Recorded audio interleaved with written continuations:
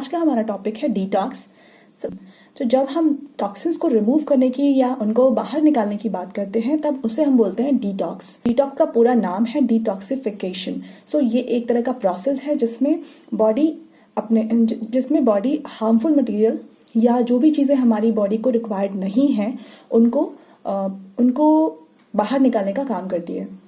Detox एक natural process है जो बॉडी के अंदर रेगुलरली चलता रहता है एंड जो बॉडी के डिफरेंट ऑर्गन्स हैं जैसे कि लिवर है, किडनीज हैं, हमारा गट होता है या इंटेस्टाइन जिसको हम कहते हैं, या हमारा स्किन है, ये सारी चीज़ जो भी सारे बॉडी पार्ट्स हैं वो डिटॉक्स प्रोसेस उनमें रेगुलरली चलता रहता है, कंटिन्यूसली चलता रहता है।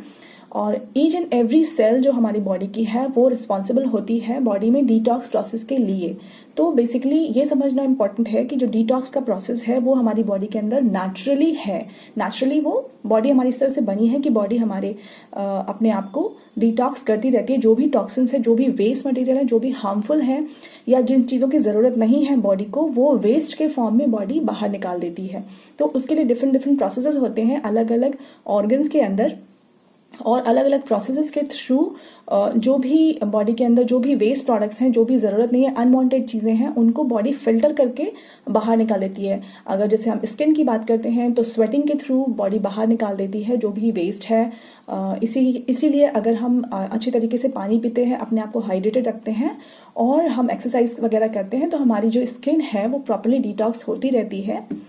उसके अलावा अगर हम बात करें किडनीज़ की तो किडनीज़ का भी यही है। किडनीज़ वो बहुत ज़्यादा एक तरह से स्ट्रेनर का काम करती हैं, छन्नी का काम करती हैं, और जो ब्लड होता है हमारा उसको वो सारा स्ट्रेन करके उसमें से जो भी वेस्ट प्रोडक्ट्स हैं वो अलग कर देती हैं, और जो भी न्यूट्रिएंट्स या जो भी चीज़ें इंपॉर्टेंट हैं या वाटर है या जो भी मिनरल्स वगैरह होते हैं वो बॉडी के अंदर रह जाते हैं, ब्लड के अंदर रह जाते हैं, और बाकी जो है वो वेस्ट मटेरियल वो चला जाता है यूरिन के अंदर, यूरिन के फॉर्म में बॉडी उसे बाहर निकाल देती है।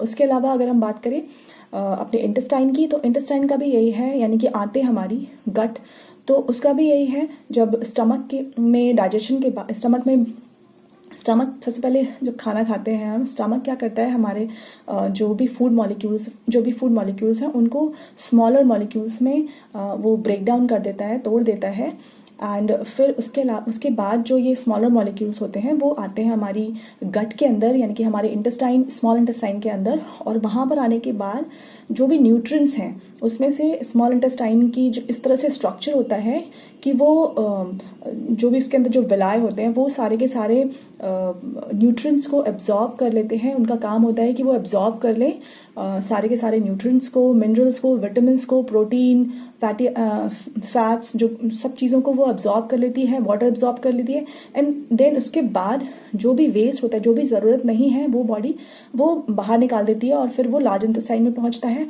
वहाँ पर भी ऐसे ही प्रोसेस होता है।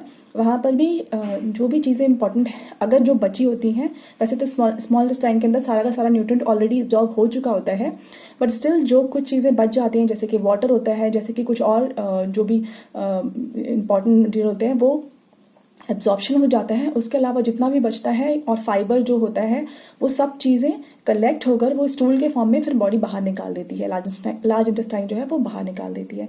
तो इस तरह से हमारी जो इंटेस्टाइन है या हमारी जो गट है वो हेल्प करती है डिटॉक्स में, बॉडी डिटॉक्स में। उसके अलावा अगर हम लिवर की बात करें तो सेम प्रोसेस होता है। लिवर का भी यही है, लिवर मेटाबॉलिज्म में रोल प्ले करता है, और जो भी मेटाबॉलिज्म के प्रोसेस के थ्रू कई सारे बाय प्रोडक्ट्स बनते हैं जिनको कि बॉडी में ज़रूरत नहीं होती है, और वो फिर लिवर उसे बाहर निकाल देता है। तो इस तरह से लिवर आपका डिटॉक्स में हेल्प करता है। तो इस तरह से बॉडी के डिफरेंट पार्ट्स जो हैं वो अलग अलग तरह से डिटॉक्स में हेल्प करते हैं। तो टॉक्सिन्स बेसिकली दो तरह के होते हैं। पहला होता है आपका एंडोटॉक्सिन्स, जो कि बॉडी के अंदर ही बनता रहता है। अलग अलग बायोलॉजिकल जो रिएक्शंस हैं, बायोलॉजिकल फंक्शंस जो हो रहे हैं, अलग अलग मेटाबॉलिक प्रोसेसेस हो रहे हैं, रिएक्शंस हो रही हैं, उसके थ्रू अलग अलग बाय प्रोडक्ट्स बनते हैं और साथ साथ में फ्री रेडिकल्स बनते हैं। तो ये चीजें बॉडी को जरूरत नहीं है, ये अनवांटेड है और बॉडी इन्हें बाहर निकालती है। ये एक तरह से टॉक्सिन है और ये बॉडी इन्हें बाहर निकालती है।